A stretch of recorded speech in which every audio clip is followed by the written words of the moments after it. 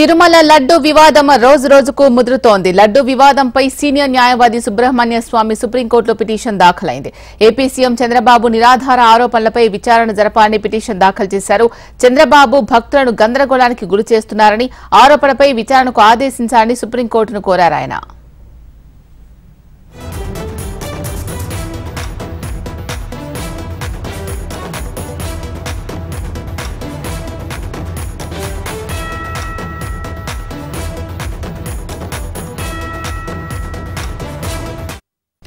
తిరుమల లడ్డు వివాదం రోజు రోజుకు ముదురుతోంది. లడ్డు వివాదంపై సీనియర్ న్యాయవాది సుబ్రహ్మణ్య స్వామి సుప్రీంకోర్టులో పిటిషన్ దాఖలు చేశారు. ఏపీ సీఎం చంద్రబాబు నిరాధార ఆరోపణలపై విచారణ జరపాలని పిటిషన్ దాఖలు చేశారు. చంద్రబాబు భక్తులను గందరగోళానికి గురిచేస్తున్నారని, ఆరోపణపై విచారణకు ఆదేశించాలని సుప్రీంకోర్టును కోరారు ఆయన.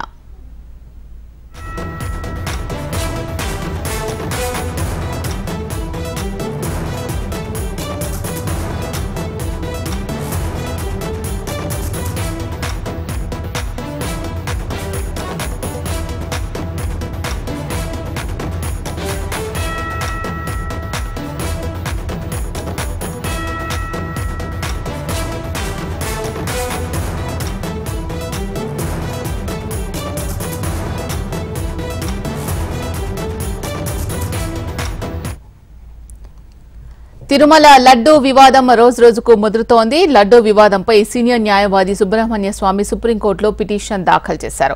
దీనికి సంబంధించి పూర్తి సమాచారం మా ప్రతినిధి కాంతి అందిస్తారు. కాంతి,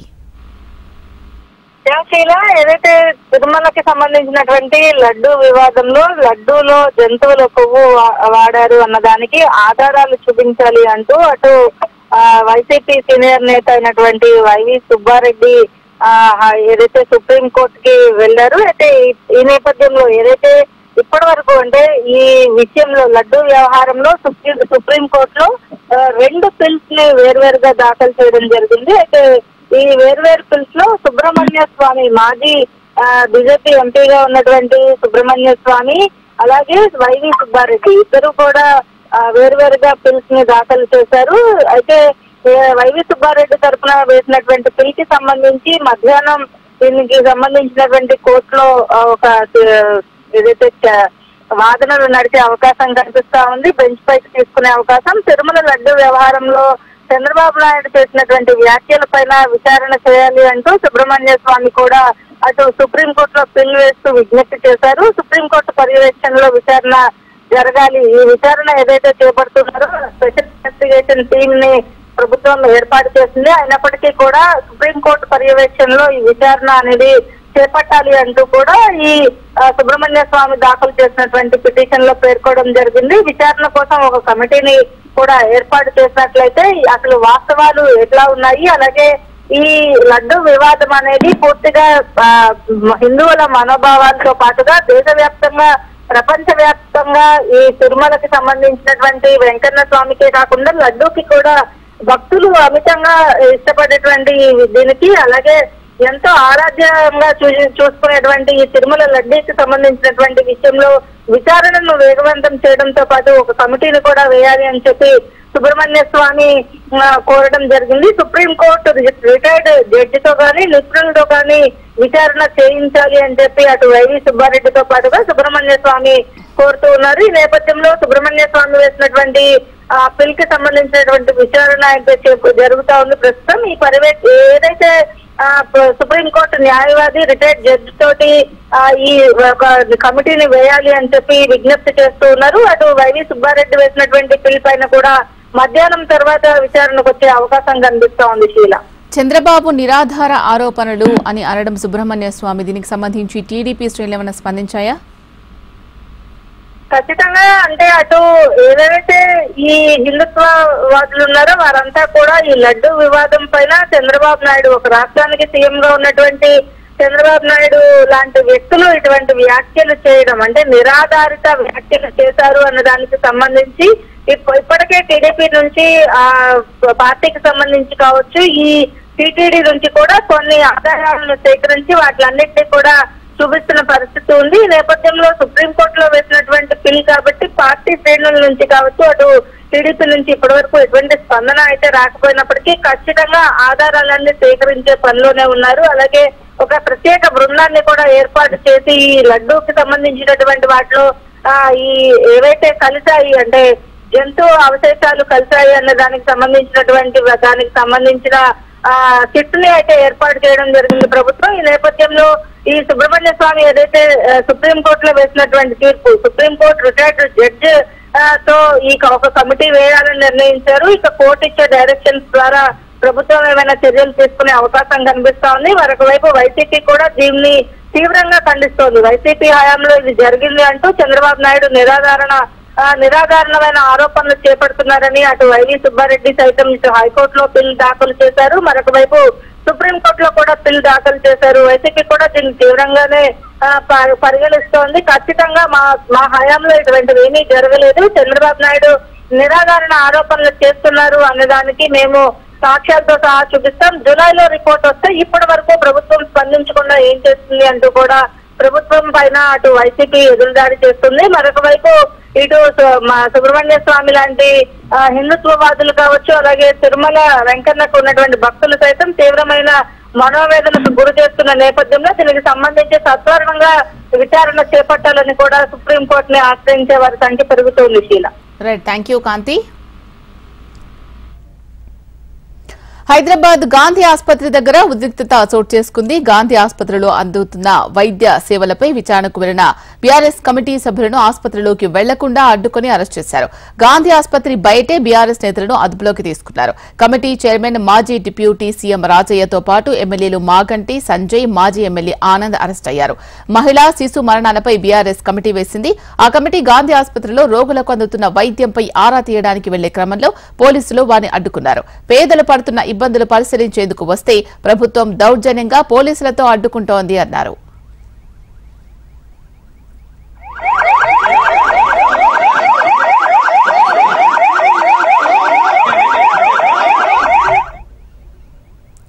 కాలువలకు గన్లు పడితే 22 రోజులైనా పూడ్చలేకపోయిన అసమర్థ ప్రభుత్వం కాంగ్రెస్ ది అని విమర్శించారు మాజీ మంత్రి హరీష్ రావు. ఖమ్మం జిల్లా రైతులు సాగునీరు లేక అల్లాడుతున్నారని, భూములు నెర్రలు వారుతున్నాయని అన్నారాయన. అందుకు ప్రభుత్వ నిర్లక్ష్యం కారణమని ఆరోపించారు.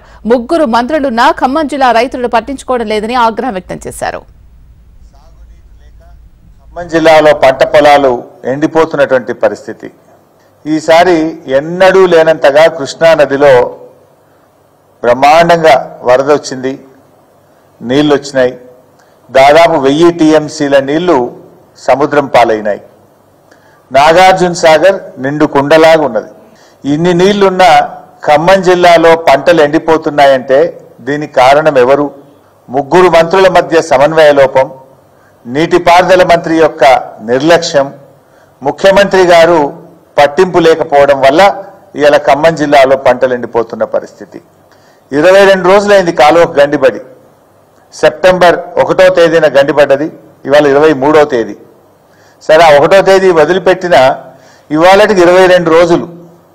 22 రోజులు కాలువకు పడిన గండిని పూడ్చలేని ఈ ప్రబుద్ధులు కాళేశ్వరం గురించి పెద్ద పెద్ద మాటలు మాట్లాడారు గతంలో. ఒకవైపు కృష్ణానదిలో పరవళ్లు దొక్కుతా ఉంటే, సాగర్ నిండు కుండలాగా ఉంటే, ఇవాళ సాగర్ ఆయకట్టు రైతుల పొలాలు నెర్రలు బాచి ఎండిపోతా ఉంటే రైతులు కళ్ళల్లో నీళ్లు పెట్టుకొని ఏడుస్తున్నటువంటి పరిస్థితి. ఇది కేవలం ఉమ్మడి మహబూబ్ నగర్ జిల్లాలో క్లీన్ స్వీప్ దిశగా కాంగ్రెస్ ప్రయత్నాలు మొదలుపెట్టింది. అలంపూర్ ఎమ్మెల్యే విజయుడు, ఎమ్మెల్సీ చల్లా వెంకట్రామిరెడ్డి కాంగ్రెస్ లో చేరేందుకు రంగం సిద్దం చేసుకుంటున్నారు. ఇందులో భాగంగా ఎమ్మెల్సీ చల్లాతో హస్తం పెద్దలు చర్చలు జరుపుతున్నారు. అక్టోబర్ 2 లేదా 4న కాంగ్రెస్ లో చేరే అవకాశం ఉన్నట్లు సమాచారం. ఇప్పటికే జిల్లాలో 13 మంది కాంగ్రెస్ ఎమ్మెల్యేలు ఉండగా అలంపూర్ ఎమ్మెల్యే చేరికతో మొత్తం 14 స్థానాలు కాంగ్రెస్ ఖాతాలో జమ కానున్నాయి.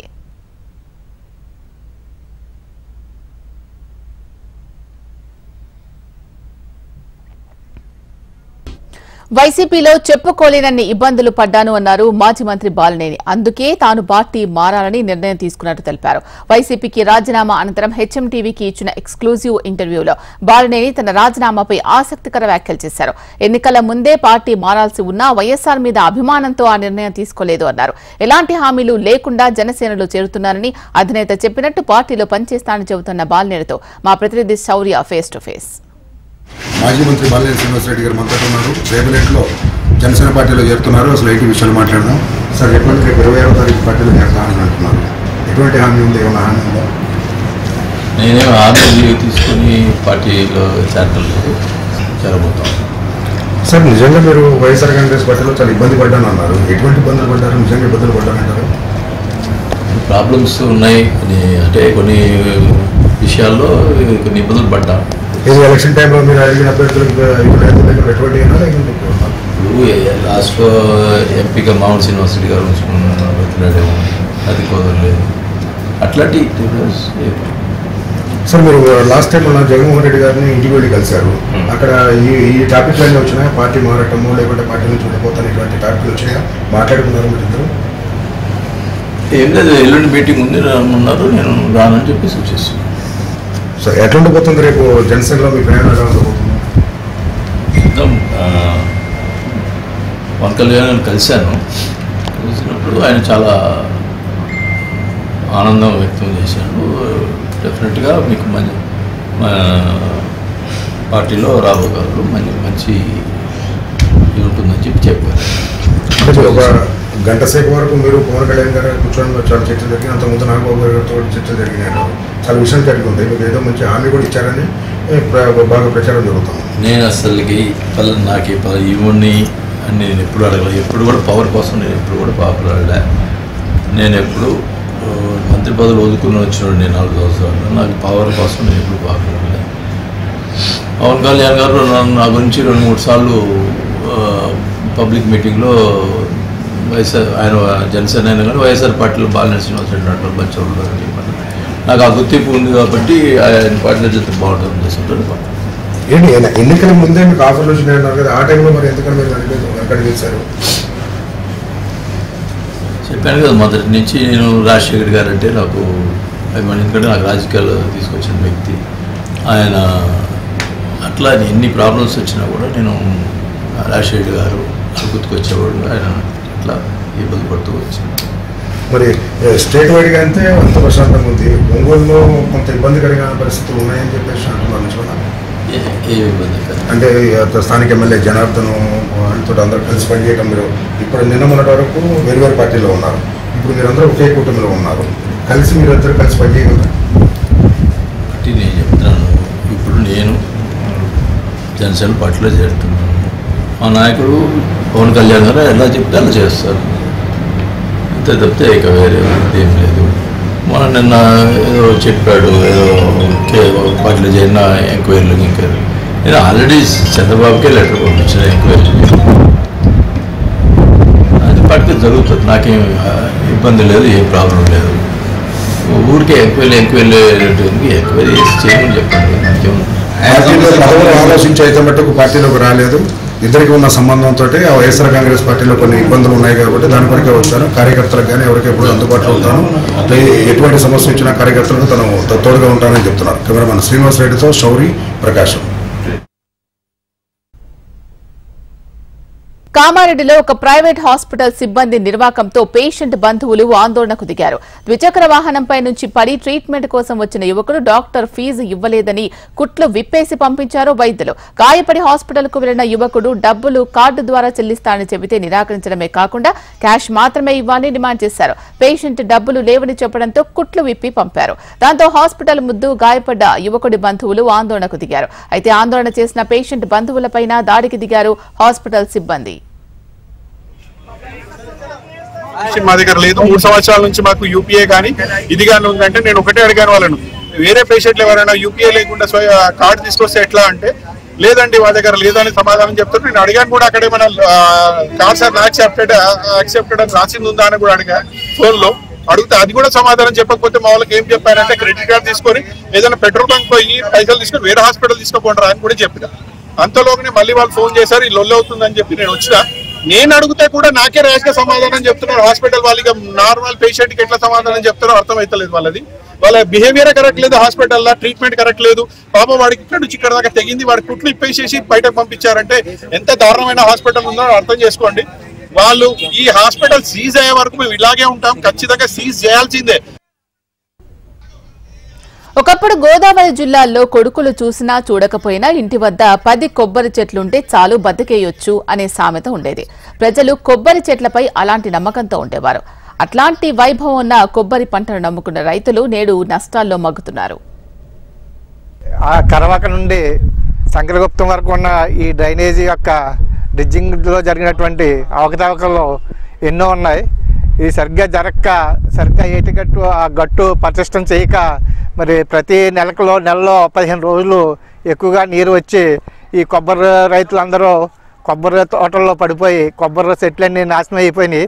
ఇంచుమించు 150,000 చెట్లు ఈ 8 గ్రామాల్లో కూడా పోయి మరి రైతులకి ఎంతో నష్టం జరిగింది.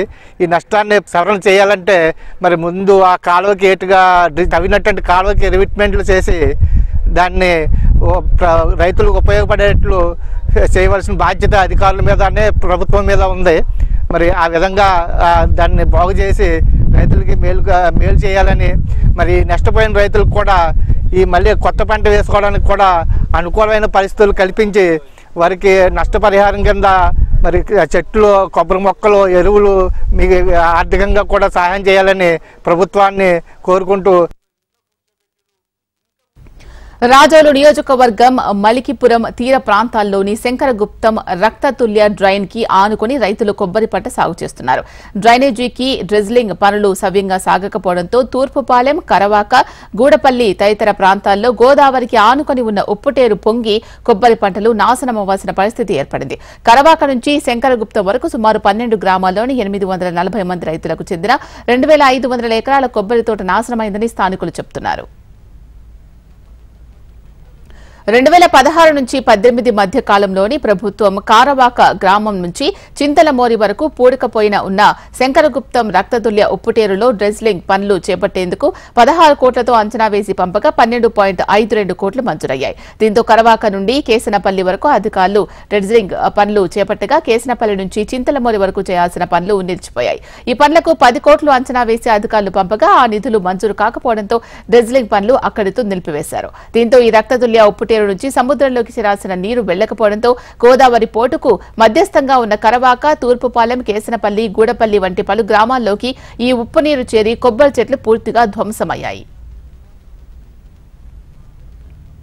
ఇప్పుడున్న కూటమి ప్రభుత్వం స్పందించి రైతులకు నష్టపరిహారం అందించేలా చర్యలు తీసుకోవాలని కొబ్బరి రైతులు కోరుతున్నారు. తక్షణమే నష్టపోయిన ప్రతి ఎకరాకు 5 లక్షల పరిహారం ఇవ్వాలని డిమాండ్ చేస్తున్నారు.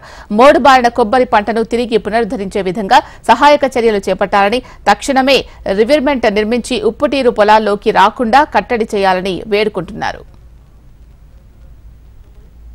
మలికిపురం మండలంలో మా పూర్వీకుల నుండి కూడా కొబ్బరి ఆదాయం మీదే ఆధారపడి మా జీవనోపాధి జరుగుతుంది. గత 3 సంవత్సరాల క్రితం కరవాక నుండి కేసినపల్లి వరకు రక్తతుల్య నదిలో డ్రిడ్జింగ్ చేయడం జరిగింది. ఆ తర్వాత ప్రతి అమావాస్య పౌర్ణమానికి పూటుబాట్లు సుమారు 15 రోజులు కాలువ నీరు, ఉప్పు నీరు ఎక్కుపోయి సుమారు 1500 ఎకరాలు కొబ్బరి తోటలు నాశనం అయిపోయాయి. గత భారతీయ జనతా పార్టీ జిల్లా సమావేశాల్లో ఇదే కొబ్బరి తోటల మీద జిల్లా కమిటీ ఒక నివేదికను తయారు చేసి అమలాపురం ఆర్డీఓ ఆఫీసర్ గారికి మెమోరాండం ఇవ్వడం జరిగింది. మొదట ఆయన స్పందించలేదు.